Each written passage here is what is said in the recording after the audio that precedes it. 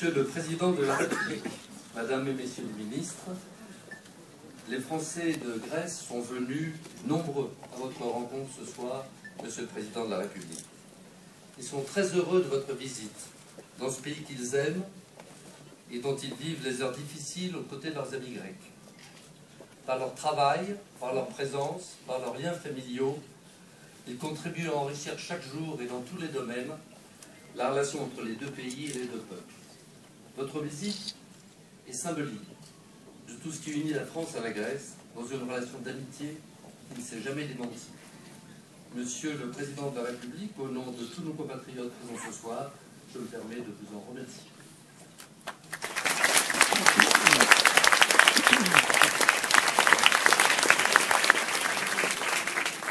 Monsieur l'ambassadeur, monsieur le proviseur, mesdames et messieurs les élus qui représentent la communauté ici rassemblée, mesdames, messieurs, je suis heureux de vous retrouver au lycée, ça me rajeunit, avec des ministres qui m'accompagnent dans ce déplacement, M. Moscovici, ministre de l'économie et des finances, Mme Sylvia Pinel, qui est ministre du tourisme et des petites et moyennes entreprises, artisanat, commerce, et M. Bernard Cazeneuve, qui est ministre délégué aux Affaires européennes.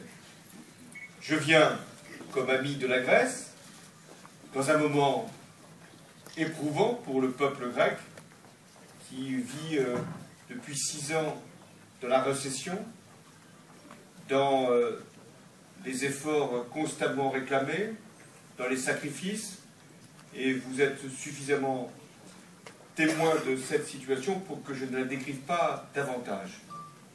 Je viens en ami de la Grèce, c'est-à-dire un pays avec lequel nous avons depuis longtemps tissé des liens historiques, puisque nous nous enorgueillons d'avoir contribué à l'indépendance de la Grèce, à l'avènement au retour de la démocratie en 1974, à l'adhésion de la Grèce à l'Europe, et puis même à son entrée dans la zone euro. C'est pourquoi d'ailleurs nous avons fait tout ce qui était dans notre pouvoir d'influence, de conviction, mais également de solidarité pour que la Grèce reste dans la zone euro.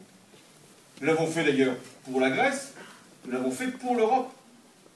Car si la Grèce était sortie de la zone euro, c'eût été pour l'ensemble de l'Europe et pour la zone euro une période d'instabilité qui se serait prolongée, et avec des doutes sur d'autres pays. Le ministre de l'économie et des finances, Pierre Moscovici, a été particulièrement actif, et notamment dans toute cette période du mois de novembre, pour que nous puissions aboutir à cet accord. Et aujourd'hui, je voulais venir en Grèce, non plus pour parler de la zone euro, car la crise que nous avons traversée est finie, mais pour parler de la sortie de la crise économique que nous devons faciliter en Grèce, d'ailleurs, comme partout en Europe. Je suis venu aussi pour encourager le gouvernement de coalition conduit par Antonis Samaras, parce qu'il fait un travail courageux. Il le fait au nom de son peuple, de son pays, dont il a reçu mandat, mais il le fait aussi au nom de l'Europe. Car la facilité aurait pu être aussi exténuée par les efforts demandés, que les dirigeants grecs, finalement, se résignent à sortir de la zone euro et peut-être de l'Europe. Et c'eût été, je le crois, une régression. Mais en même temps, il arrive un moment où nous ne pouvons plus parler simplement sacrifice, effort, douleur, comme si nous faire mal ensemble nous rendait plus heureux. Non, nous devons faire en sorte que la confiance qui a été retrouvée puisse être mise au service de la croissance. Et c'est le grand enjeu pour les mois et les années qui viennent. Je suis dans un lycée, donc avec des jeunes qui se posent la question partout en Europe, est-ce qu'il nous est préparé un destin à la hauteur de nos ambitions, de nos rêves? de nos volontés? Est-ce que l'on peut bâtir encore sa vie dans un pays, la Grèce, où il y a 60% de chômage pour les moins de 25 ans? En France, où il y en a près de 25% de jeunes qui sont au chômage? Et dois-je égrener tout ce que, hélas, l'Europe charrie d'angoisse, de précarité? Donc, nous avons le devoir de faire que nous puissions donner à cette génération de nouveaux espoirs. Alors, avec le Premier ministre grec, nous sommes engagés à ce que, maintenant, dans la nouvelle phase qui doit s'ouvrir, les entreprises françaises viennent investir en Grèce. Il ne s'agit plus de faire des prêts, voire même des dons, des abandons de créances, des aménagements de dettes. Il s'agit de participer ensemble à un élan pour donner davantage de croissance, d'activité, d'emploi à la Grèce. Mais il n'y a pas que la Grèce qui est concernée. Nous avons une Europe qui, c'est vrai, est sortie de la crise qui frappait les marchés, et en tout cas qui levait des doutes chez un certain nombre d'investisseurs, mais nous n'avons pas encore créé l'élément de confiance indispensable pour qu'il y ait de l'emploi et de la croissance. En France, nous avons constaté qu'au dernier trimestre de l'année 2012, nous avions eu une baisse de la croissance de 0,3%. Alors nous avons regardé ce que faisaient nos voisins. Dans la zone euro, c'était moins 0,6%.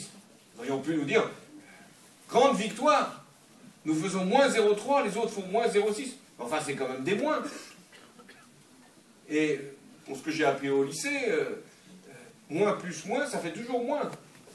C'est que lorsque c'est multiplié par moins que ça peut faire plus. Mais nous n'en sommes pas là. Donc, il nous faut sortir de cette torpeur qui nous a saisis. Il faut bien sûr mettre de l'ordre dans les comptes publics, partout, en France comme ailleurs, mais nous mettre sur un sentier de croissance, sur le chemin de l'activité et de l'emploi.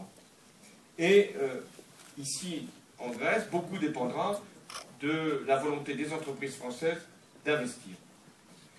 Le Premier ministre grec nous a confié, enfin c'était public, qu'il lançait un grand programme de privatisation. Je ne me pose pas la question de savoir si idéologiquement c'est bien ou c'est pas bien. Ce qui est clair, c'est qu'il y a une demande qui nous est adressée aux entreprises françaises. Beaucoup ici représentent l'activité économique française en Grèce. Et donc je m'adresse également à ces personnes. Oui, nous devons répondre présent à l'offre qui nous est faite. Il faut que ce qui a été finalement construit par les générations précédentes, ici en Grèce, puisqu'il y a de nombreuses entreprises qui existent depuis longtemps. On me citait le cas donc de Air Liquide, qui est là depuis un siècle, et d'autres qui ont un centre de recherche comme BIC. Il faut que nous puissions ensemble répondre à toutes ces sollicitations et offrir notre technologie, notre savoir-faire, et permettre une activité nouvelle, et pour la Grèce, et pour la France. Il ne s'agit plus de prêts, il ne s'agit plus de dons, il s'agit de partenariats, d'actions communes pour la croissance en Europe. Je voulais donc vous donner ces informations sur le déplacement que je fais. Je voulais vous rencontrer, parce que c'est une communauté importante, monsieur l'ambassadeur, messieurs les consuls, qui est au contact de cette communauté française, qui ici a accompagné le peuple grec, parfois parce que lié familialement à des Grecs, ou lié professionnellement à des entreprises installées en Grèce. Donc je voulais ici vous dire toute ma gratitude d'avoir accompagné la Grèce dans ce moment si difficile, d'avoir été fidèle, d'avoir été présent, d'avoir servi aussi votre pays. Je voulais aussi dire à tous ces fonctionnaires qui travaillent ici, au consulat, dans les établissements scolaires, combien nous avons confiance en eux. Parce que c'est très important de garder une présence, malgré nous aussi nos propres difficultés budgétaires. Mais la langue française, même si elle est en recul parfois dans beaucoup de pays, et moi je ne m'y résous pas, la langue française, c'est non pas la propriété de la France, c'est un patrimoine.